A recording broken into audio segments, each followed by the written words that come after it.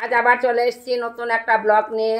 জীবন আলো ব্লগ থেকে বলছি যে আজকে থাম্বনেল দেখে ঠিকই বুঝতে পারছেন যে কি নিয়ে বলতে চলেছি, যে অ্যাডিনিয়ামের আঁতর ঘর। তার মানে আমি যে অ্যাডিনিয়ামের বীজ থেকে কিভাবে চারা তৈরি করব সেটাই আপনাদের দেখাবো।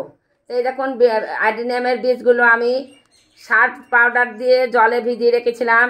সেই বীজগুলোই আমি এখন চারা করতে দেব। দেখুন, একটা একটা করে আমি এখানে সেই বীজগুলো বসাবো।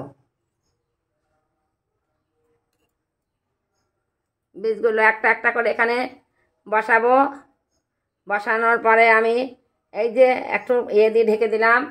তারপরে ওই সার্ফ জলটাই আমি ওই টবের উপরে দিলাম। দেওয়ার পরে এই যে আমি একটা ক্যারি ব্যাগ দিয়ে এটা আমি ঢেকে রাখলাম। আমি ঢেকে রাখবো এবং ঢেকে রাখার পরে এই যে ঢাকা থাকলো, এবং এটার পরে আমি ফিরে আসব আবার 10 দিন পরে। দেখুন বন্ধুরা, 10 দিন পরে আমি যে অ্যাডিনিয়ামের বীজগুলো বসিয়েছিলাম, দেখুন সেই বীজগুলো কি সুন্দর চারা হয়েছে। দেখুন দেখুন বীজগুলো আমার কি সুন্দর চারা বেরিয়েছে। এই যে বীজগুলো বসিয়েছিলাম সেই বীজগুলো দেখুন কি সুন্দর একটা একটা একটা করে আমার চারা বেরিয়েছে। তাই বলছি বন্ধুরা, খুব সহজেই অ্যাডিনিয়ামের বীজ থেকে চারা তৈরি করা হয়, এবং আপনারাও অ্যাডিনিয়ামের বীজ থেকে চারা তৈরি করুন। এবং এই যে অ্যাডিনিয়ামের বীজ থেকে চারা তৈরি করার পরে আমি যে আপনাদের বলছি, দেখুন আমার 1 বছর 4 মাস আগে যে অ্যাডিনিয়ামের বীজ থেকে চারা করেছিলাম, সেই চারাগুলো দেখুন কত সুন্দর হয়েছে।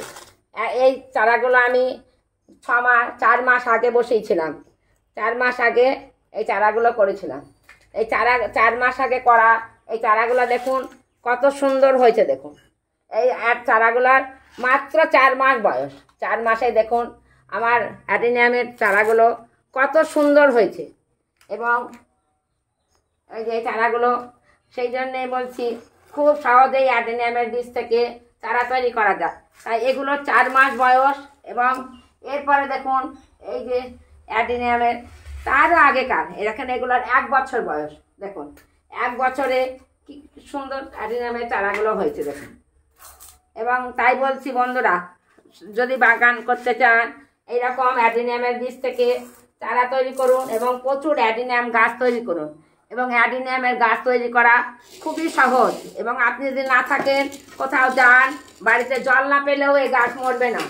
এই গাছ আপনার জল না পেলেও বেঁচে থাকে। তাই বলছি বন্ধুরা, আপনারা এইভাবে অ্যাডিনিয়ামের চারা থেকে বীজ থেকে চারা তৈরি করুন, চারা থেকে বড় গাছ তৈরি করুন। এবং সেই জন্য বলছি যে খুবই সহজ এবং কোনো ঝামেলা নাই। তাই যদি আমার ভিডিওটা আপনাদের ভালো লাগে তাহলে লাইক, কমেন্ট ও সাবস্ক্রাইব করতে ভুলবেন না। তাই রাখছি।